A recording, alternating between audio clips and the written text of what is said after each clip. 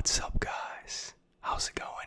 It's Voice of Persona, aka Randy, back at you with another video, and it's been a while since I have presented you with my face on camera, and for that I apologize. It's been busy on my end, and it's quite noisy in my apartment, so I don't always have time to record at a convenient time, so it leaves me with a very limited schedule, shall we say.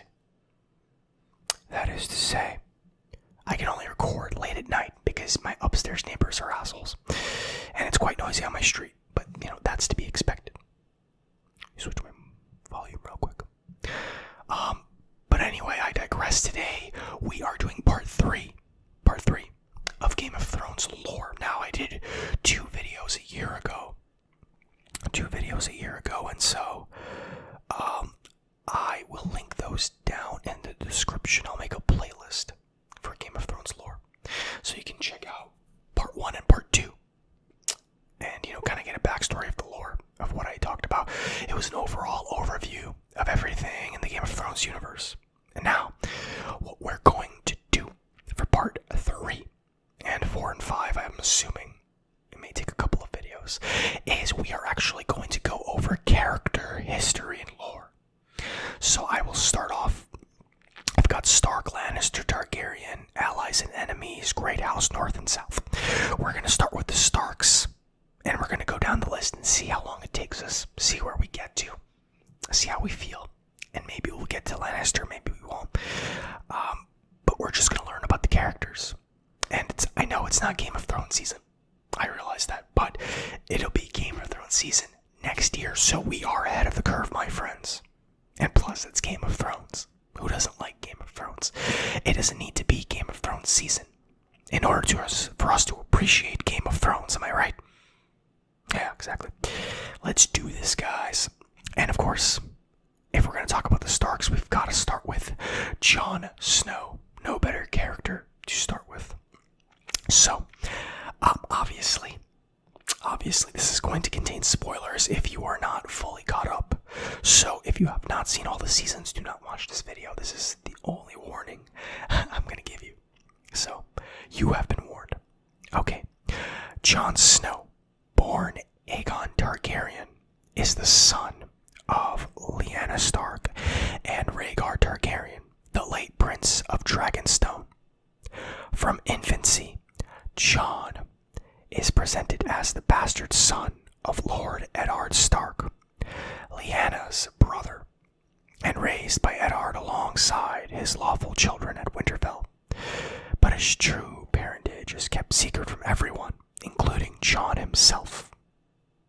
In order to escape his bastard status, Jon joins the Night's Watch and is eventually chosen as the Lord Commander. However, he is later murdered in a mutiny and resurrected by the Red Priestess Melisandre.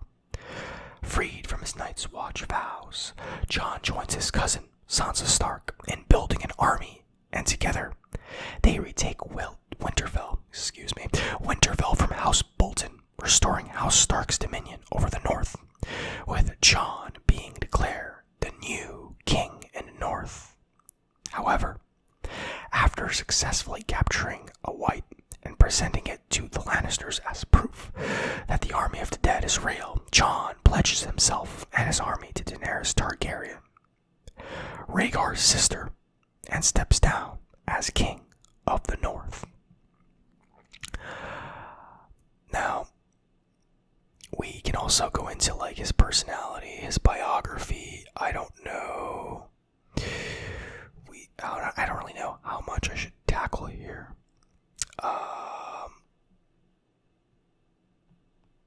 Yeah, we've got a lot. Yeah. Let's look at the biography really quick. We can do that. I don't think it'll take too long. Okay. So, 18 years before the War of the Five Kings, Rhaegar Targaryen allegedly abducted Lyanna Stark of Winterfell in a scandal that would lead to the outbreak of Robert's Rebellion. Rhaegar would eventually return to fight in the war, but not before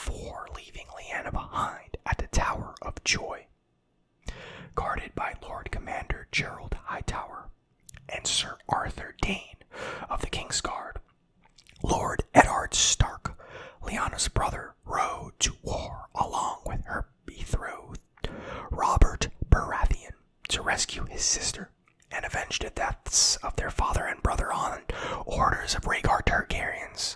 Rhaegar's father, Aerys II, the Mad King. Excuse me. I was thinking of Targaryens, Rhaegar. It's all mixing in my head. Robert would ultimately kill Rhaegar at the Battle of the Trident, effectively ensuring their victory in the war. After the sack of King's Landing, however, Ned continued south in search of his sister and ultimately found her at the Tower of Joy in the Red Mountains at the border of Dorne. Ned and his companions engaged in a final fierce melee with the remaining Targaryen Kingsguard, which resulted in the deaths of all combatants save Ned himself and Howland Reed. After defeating the last of the Kingsguard, Ned rushed into the towers to save his sister, only to find Lyanna dying from childbirth, having just given birth to Rhaegar's own son. Desperate to protect the life of her newborn child, a fading Lyanna pleaded with Ned to promise her that he would keep her son safe and his true heritage hidden from Robert, as he had been Rhaegar's most bitter enemy. Furthermore, the boy's existence was a potential threat to Robert's claim to the Iron Throne after the deaths of Rhaegar's other children, Rhaenys and Aegon, by his wife, Elia Martell, who also perished during the sack of King's Landing.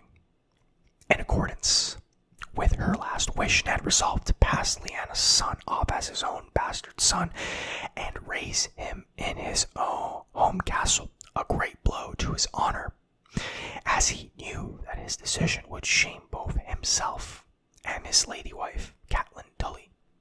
Ned decided not to use his nephew's birth name, which Lyanna revealed to him in her final moments, apparently because it was a Targaryen-style name, which would have given away his real parentage.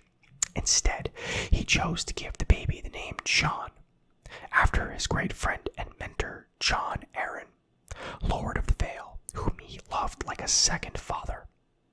The boy also grew up using the surname Snow, as is customary for acknowledged bastards in the North. In truth, however, Jon may not be a bastard at all. Rhaegar apparently had his marriage to Elia annulled and married another, presumably Lyanna. Jon Snow spent the next 17 years being raised in Winterfell as Lord Eddard's illegitimate son, alongside his true-born children, with his wife.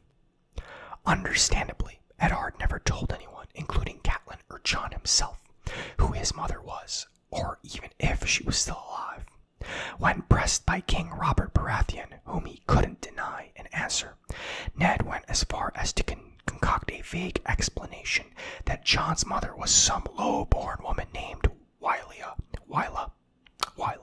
that he met during the war. Lady Catelyn's eldest son, Robb, would be acknowledged unquestionably as Eddard's heir, but Jon was otherwise never treated much differently than her younger sons, Bran and Rickon. Despite sharing a happy marriage, Jon's presence at Winterfell would serve as a constant source of friction between Eddard and Catelyn. Because Jon was never legitimized, Catelyn was never his stepmother in any sense of the term, or had any obligations to him whatsoever. She never mistreated Jon, but she was cold towards him and avoided him whenever possible, viewing him only as a living reminder of the one time that Eddard had dishonored her. Catelyn would later confess to her daughter-in-law, Talisa, about how Jon caught the pox when he was a child, and she stayed with him through the night and prayed to the gods to let him live out of guilt for previously praying for his death. Accepting that the boy was not to blame for her husband's sin, though it was still not enough to make her love Jon, something she would eventually come to regret. Due to his bastard status, Jon grew up feeling like an outsider at Winterfell. Although Lord Stark would see that he was well treated, Jon's attendance at Winterfell's more formal occasions was restricted, and he would even be barred from sitting inside at the Lord's table with his family, so as not to offend important guests. Otherwise, Jon still lived better than many bastard-born children, and was well raised by Eddard as his own. He was loved by his father and siblings, was never hungry or poor, lived in his father's castle, and had a noble upbringing.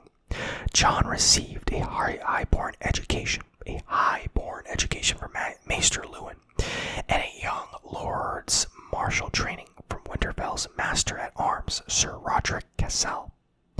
Of the Stark children, Jon was very close friends with Robb, given that they were roughly the same age, being regular companions in training and riding.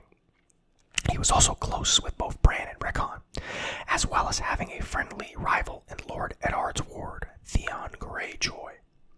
However, Jon's closest relationship was with Lord Stark's younger daughter, Arya, who, as an adventurous tomboy prone to unladylike pursuits, also felt like a social outsider. In contrast, Jon's early relationship with Sansa was unpleasant, very much her mother's daughter. She was aloof and cold to him as well. And after that, we have basically a overview of everything he does in the different seasons, which we don't need to go over because you've seen the show, presumably, I hope. So we don't really need to, touch on any of that, really. Let me see here if there's anything other than that I can go over. Biography, voice cast references. I think we're good. I think we can move on to the next Stark, which is Sansa Stark. We'll see if we can do all of the Starks based on all of the information. I don't think we'll get to the Lannisters, but we can, we can tackle it one video at a time. That's not a problem.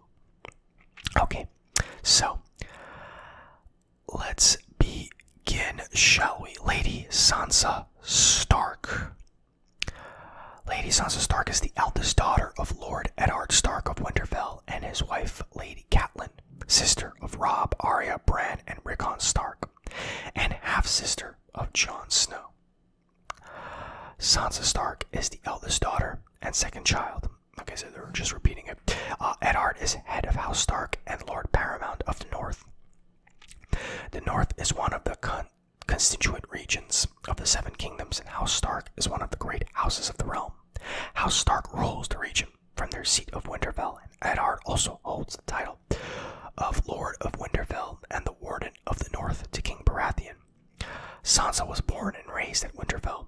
She has an older brother, Robb, two younger brothers, Bran and Rickon, a younger sister, Arya, and a bastard half-brother, Jon Snow, with whom she had a distant relationship due to her mother's influence, which, like her mother, Sansa later regretted. Sansa enjoys proper ladylike pursuits and is good at sewing, embroidering, poetry, singing, dancing, literature, etiquette, history, and music. When she was young, she dreamed of being a regal queen like Cersei Lannister, and that just like in the epic songs, she would meet her knight in shining armor. She has inherited her mother's coloring, like most of her siblings, and Lady Catelyn thinks Sansa will be even more beautiful than she was when she was younger. She is often seen in contrast with her sister Arya Stark, who has neither her looks nor her accomplishments in feminine activities and comportment. That's a good word. Comportment. I like that. When she lived at Winterfell with her family, Sansa grew up as the eldest daughter of a great house, trying to emulate her mother's example of a proper lady from the southern courts. Sansa's devotion to the traditional, refined feminine virtues caused friction between her and her blunt, tomboyish younger sister Arya, with whom she had a sibling rivalry. As a little girl, Sansa naively believed in tales and epic romances in which every princess gets her honorable knight in shining armor to sweep her off her feet. Sansa was infatuated with the traditional romances about mythical figures like Jonquil and historical figures like Duncan, the Prince of Dragonflies. Her greatest goal in life was to be married to a heroic and handsome prince, sitting around with other noblewomen eating lemon cakes while gossiping about the goings-on at court. And boy, did her story turn out much different than that, huh?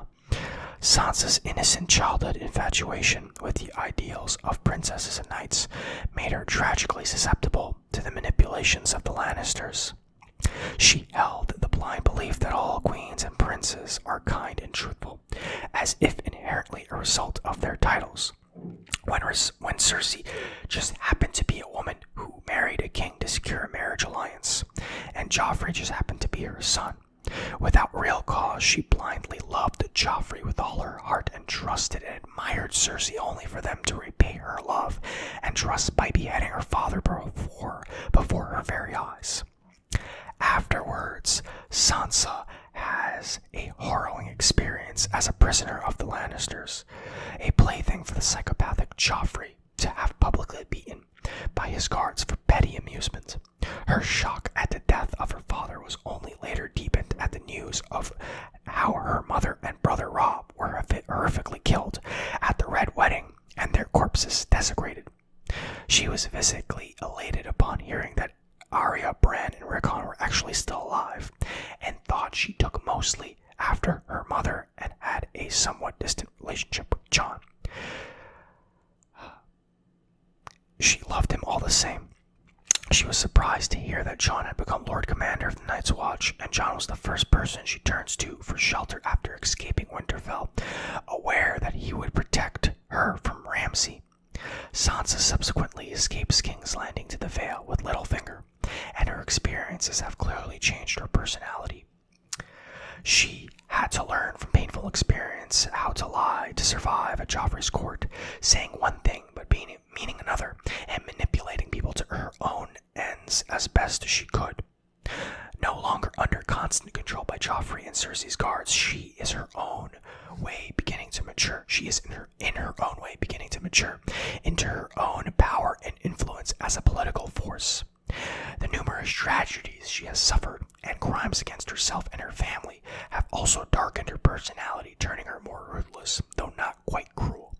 This shows when she refuses to take Theon's arm when he comes to escort her to the Goodswood to marry Ramsay, and coldly asks if he thinks she cares what Ramsay will do to him if she doesn't. She also later expresses approval of what Ramsay did to Theon. Now Reek, and declares she would do the same. Once reclaiming Winterfell, Sansa feeds her abusive husband, Ramsay, to his own hounds, even smiling as it happened. Damn. However, despite all the suffering that she had been through, Sansa appears to have retained a certain degree of compassion that is also demonstrated in her multiple attempts at reaching out to Theon after Theon admits that he did not kill Bran and Rickon and they are alive. After Theon helps her escape from Winterfell, Sansa once again sees Theon as a surrogate brother and promises she will not let Jon execute him. When Theon fears Jon will have him killed for his crimes, Sansa also becomes more compassionate and a loyal sister to Jon and apologizes for being awful when they were children. When she faces Miranda for the last time prior to her escape from Winterfell, Sansa was about to allow the psychopathic girl to shoot her so that she could die with as much of herself as was remaining. She has also become significantly more brave, courageous, and is developing nerves of iron. Which, by the way, my upstairs neighbors are moving furniture. It is 11:48 p.m. and I really don't know what the hell to do anymore. So hopefully this won't make it into the video, but if you can hear a little bit of it, I really do apologize. Like I said, man, this is why I haven't been uploading so often. It's because it's 11:48 p.m. You know, like I would have to literally record at 2 a.m. in the morning on a work day. And that's very difficult for me to do. So I'm doing the best that I can.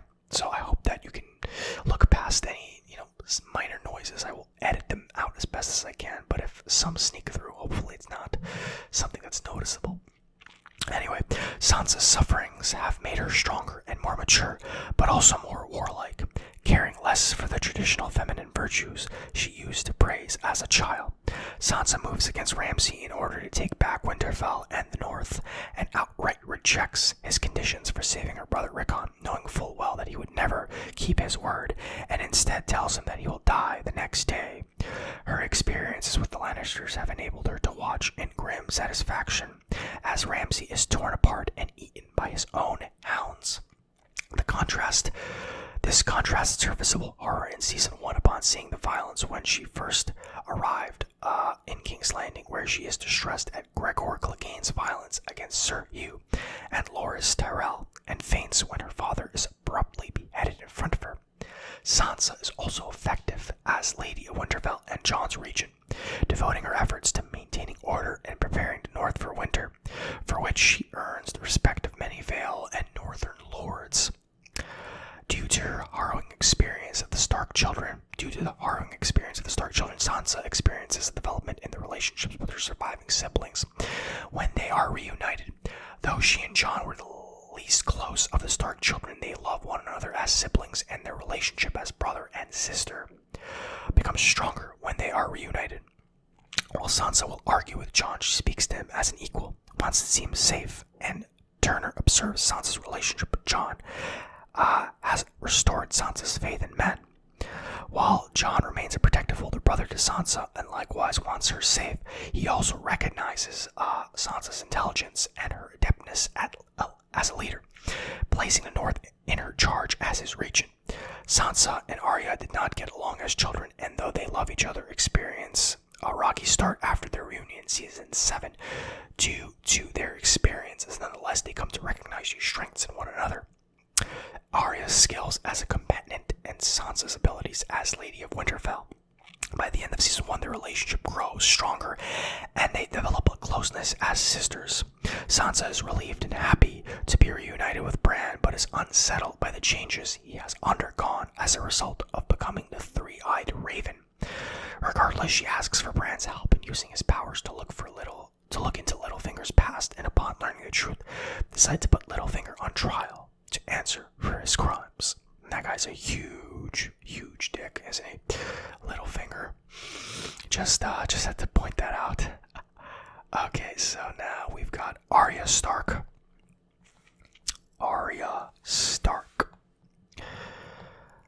Let's go straight into the biography. Arya Stark is the youngest daughter and third child of Lady Catelyn and Lord Eddard Stark. Eddard, I'm going to skip the stuff that's a repeat, basically. Arya was born and raised at Winterfell. She has an older sister, Sansa. She has an older brother, Robb. We know this shit already. Arya rejects the notion that she must become a lady and marry for her influence and power. Instead, she believes that she can forge her own destiny. She is fascinated by warfare and training in the use of arms, and is bored by embroidery and other ladylike pursuits. She takes after her father and has a quarrelsome relationship with her sister, Sansa, due to their contrasting interests and personalities. She is close to her half-brother Jon, who is also something of an outsider. Yes, we know this. There's going to be a lot of overlap, so some character profiles will be a little shorter as I read them as I go along. What do we got here? Personality. Arya is a fiercely independent child who is unconstrained by social expectations like gender roles, courtly virtues, class distinctions, and the expectations of her parents and siblings. A tomboy, she never aspired to be a proper lady, as her older sister Sansa did. Before the series of events that shatter her innocence and destroy her support system, Arya is full of life, and she makes others smile just by virtue of her spirited indifference to rules. Often, she begins the journey to King's Landing. Once she begins the journey to King's Landing, however, she endures a constant stream of loss and trauma. As she watches her pet, sword instructor, friends, and family members taken from her one by one, she becomes increasingly detached towards murder and death. This is only exacerbated when she is captured by the Hound and is exposed to his fatalistic worldview. As they traverse the war-ravaged riverlands, though the two develop a mutual reliance and almost grudging respect for each other. When she witnesses and learns of the betrayal and murder of her family at the Red Wedding, she becomes colder, and her urge to seek revenge on those who have wronged her and her family increases. While she is initially horrified when she accidentally stabs the stable boy in King's Landing during the betrayal of her father and his men. By the time she and the Hound have fled the massacre at the Twins, she is able to kill without remorse and has accepted Sirio's belief that the only true god is death.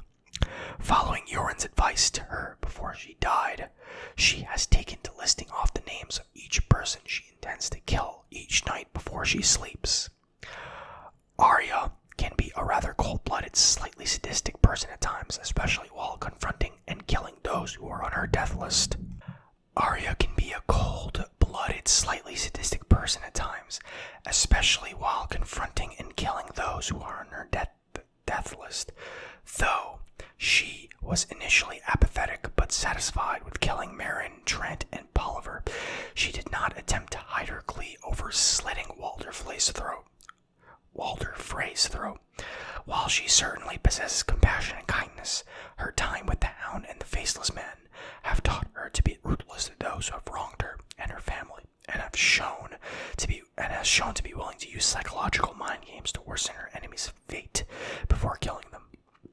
Shown when she repeated every word Polliver said to Lamy before killing him in the same exact way with Needle, gouged the eyes out of Sir Meryn before stabbing him repeatedly and butchering Lord Walder's sons before serving their corpses to their father inside of a pie. That being said, Arya is not completely blinded by her hate. After learning that her family has retaken Winterfell, she ultimately chooses reuniting with her loved ones over vengeance against her enemies. At least for the time being. Arya is a great character, man. She's one of my favorites for sure on the show. Or she's up there. She's definitely up there. Okay, let's do Bran Stark. And then we've got some other characters who I don't think are Starks, so we'll see if we get to them or not. This is going much longer than I initially had thought it would, but initially I was like, hey, you know what? I'm going to do all the characters in the show. Turns out we haven't even finished one section of the characters, so there's going to be a lot more to come. Bran Stark, who's another great character, by the way. Great character development, great story. Bran is the fourth child and second son of Lady Catelyn and Ned Stark. They tell us the same thing they've told us for the other characters.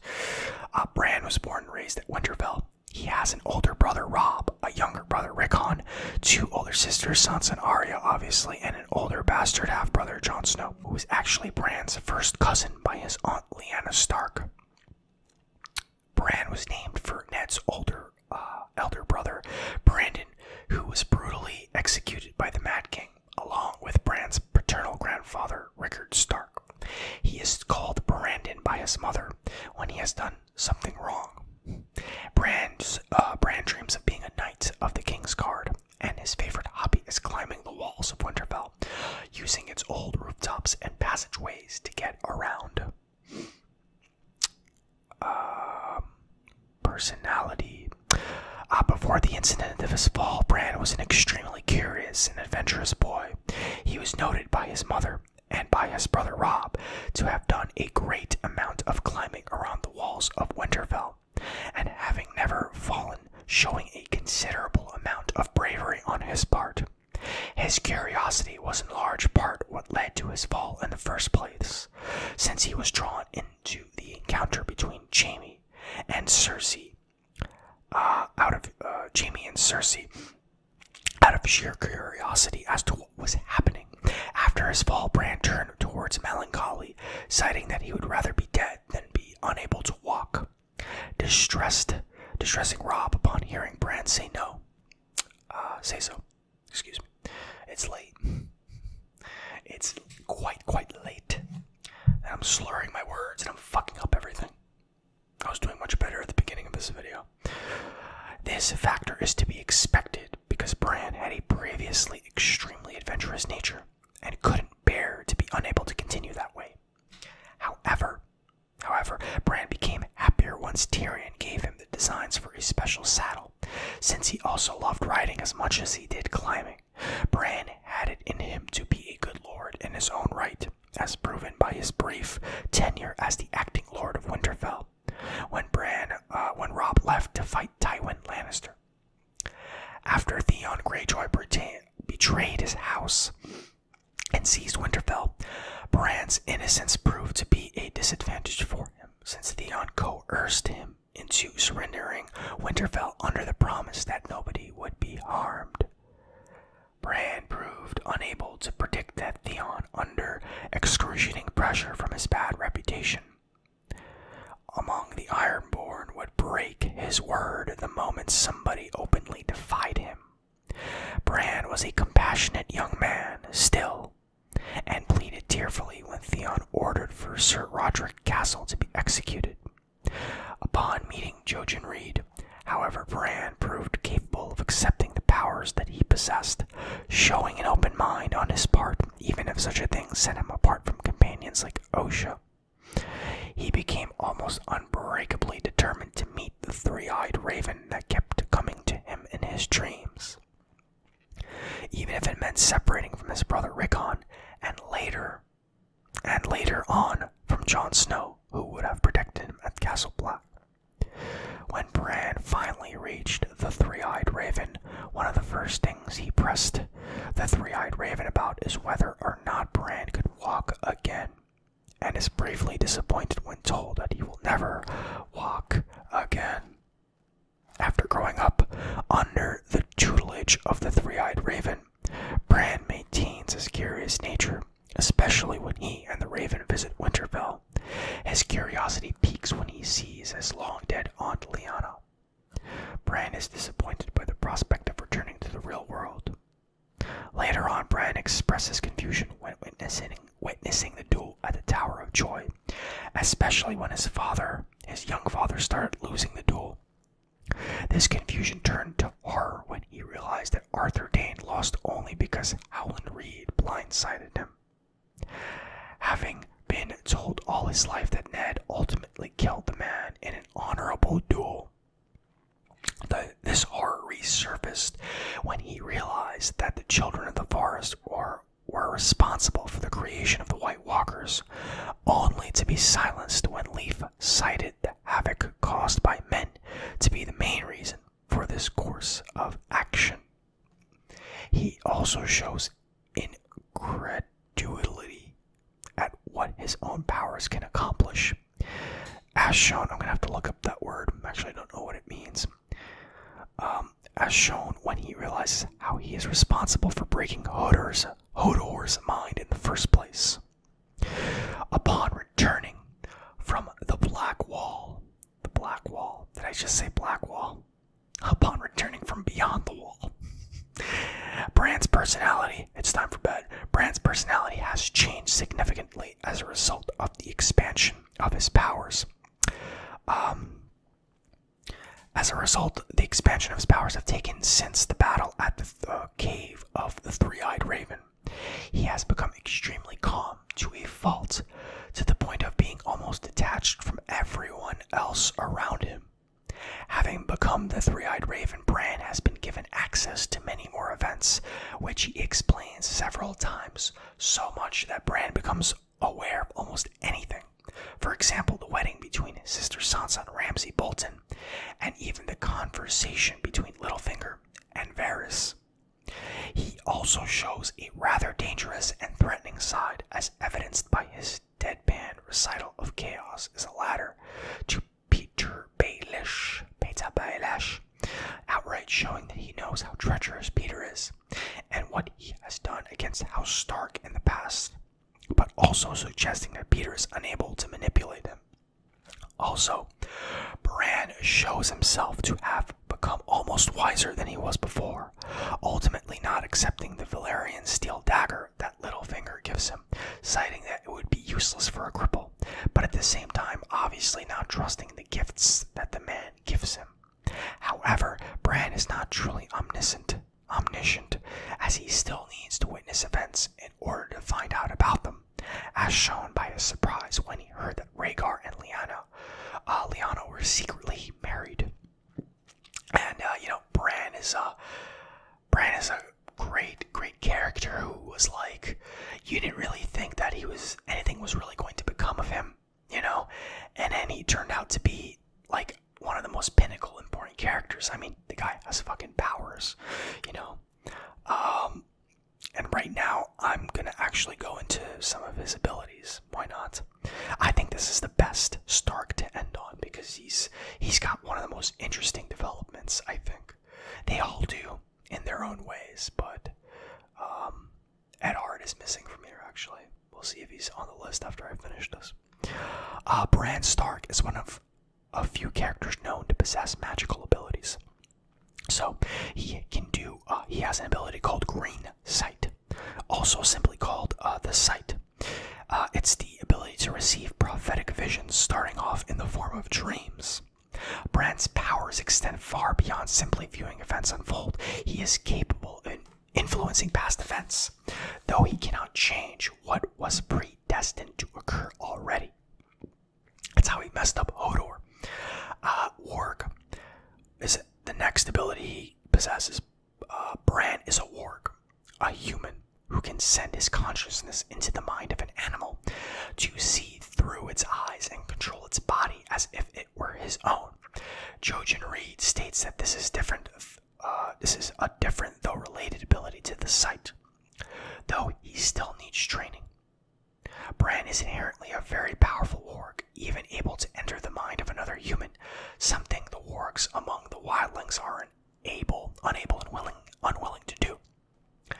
Bran has already become skilled at entering the mind of his direwolf, Summer, in which he is a dangerous fighter, capable of dispatching several wildlings or whites, and uses Hodor to perform more complicated tasks, or to supplement Summer's fighting capacity. Skin changing with a heart tree, a wirewood with a face carved in it by the children of the forest, allows Bran, when combined with his green sight, to have vivid visions of the past, present, and future events, including those far away from himself. Though he is now capable of doing so without the need of skin changing with a heart tree. While in the visions, Bran is once again capable of walking. And you know what? I think he deserves it because the guy's been through fucking a lot. You know what I'm saying? Like, way too much. Way too much. Yeah, you know, that's weird. Why is Eddard Stark not here? Or is he listed as Ned and I'm missing it? Benjen, Mira, Lyanna, Tormund, Davos, Seaworth, Edmure, Tully. Are these spoilers? I don't think so. Edmure, Tully. No. Yeah, no, I don't see Ned Stark on here for some reason. That's weird.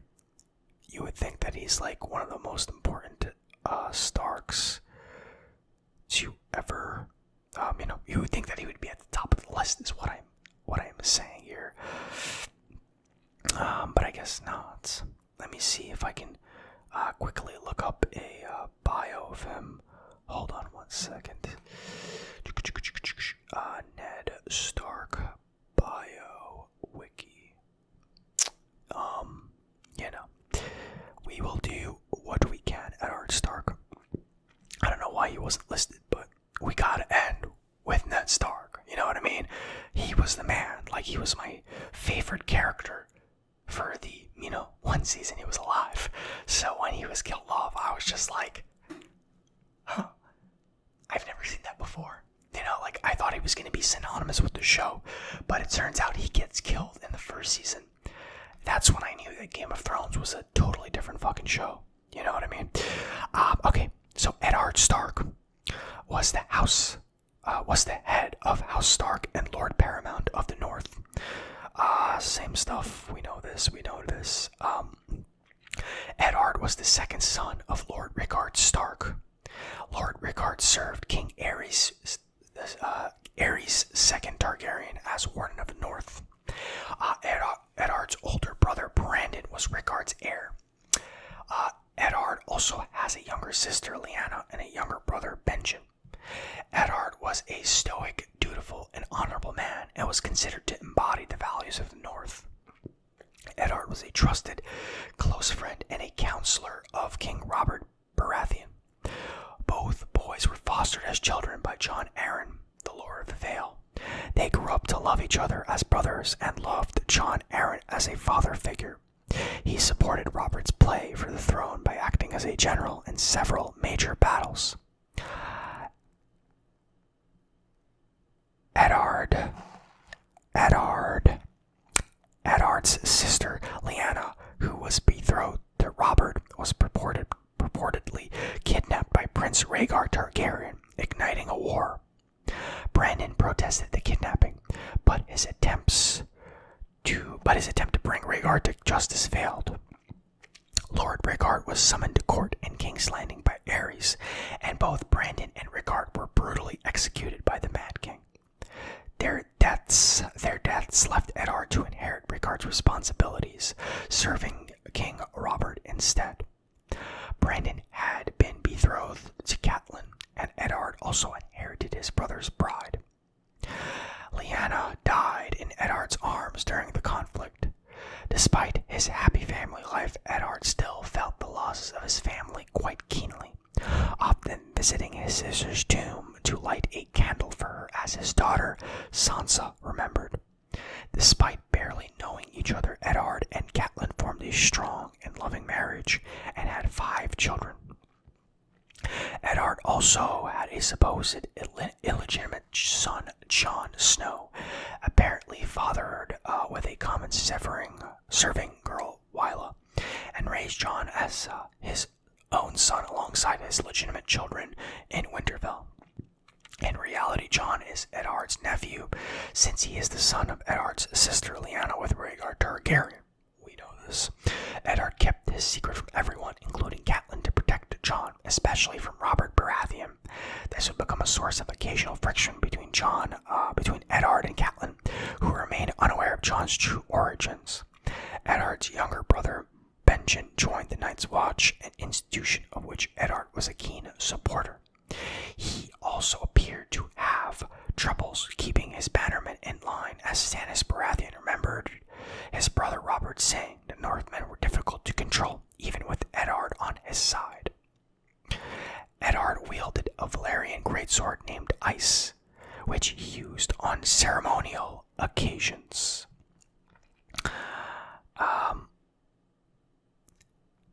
Eddard Stark was a man of principle, being patient, cautious, intelligent, noble, and possessing an immense sense of duty.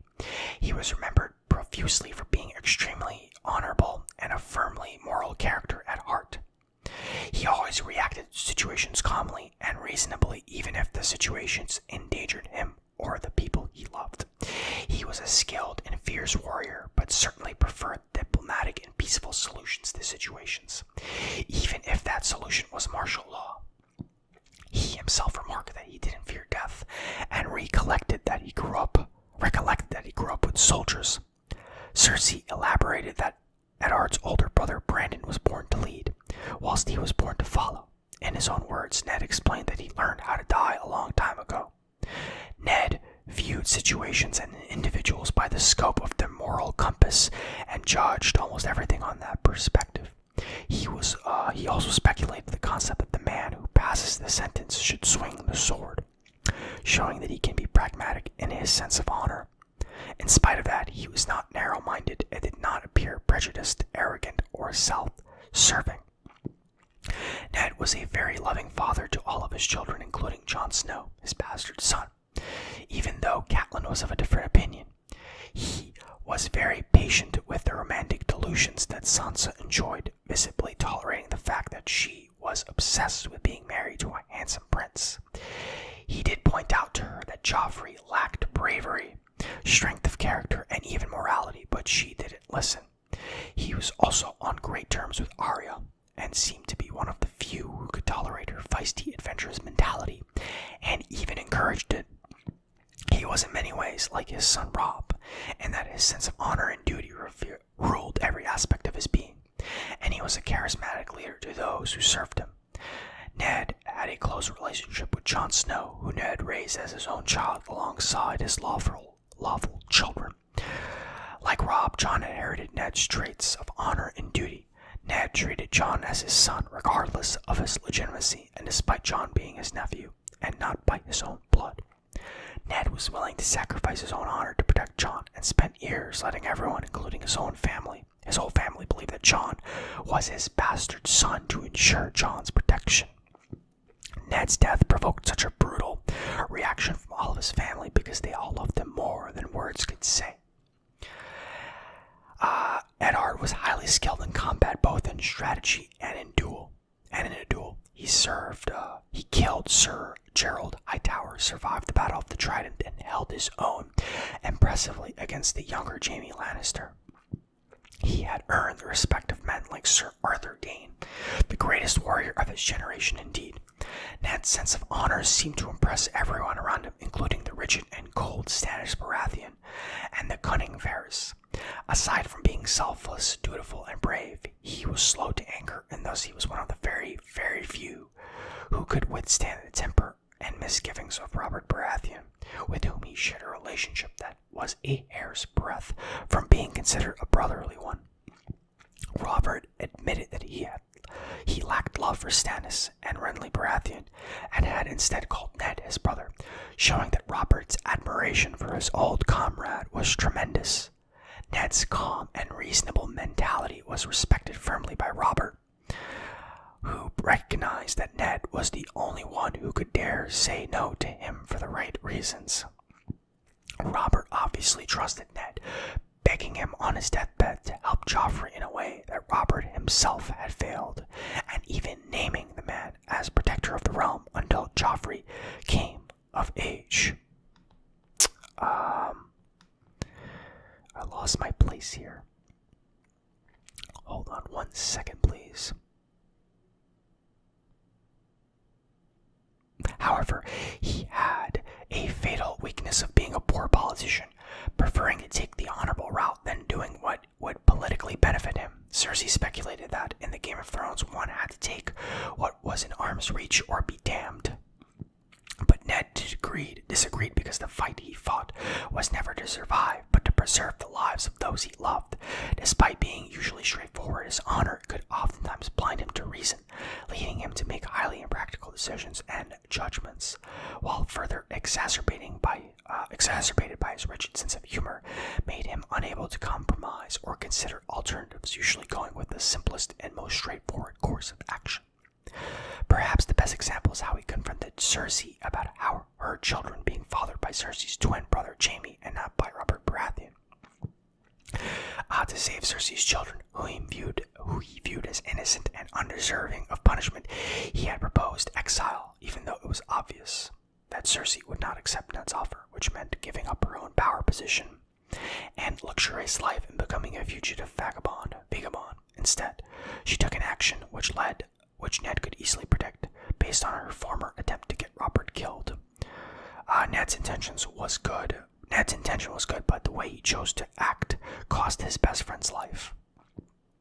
And eventually we know what happened. He ended up himself getting beheaded. So, Ned's a good character too. It's a shame he didn't last very long.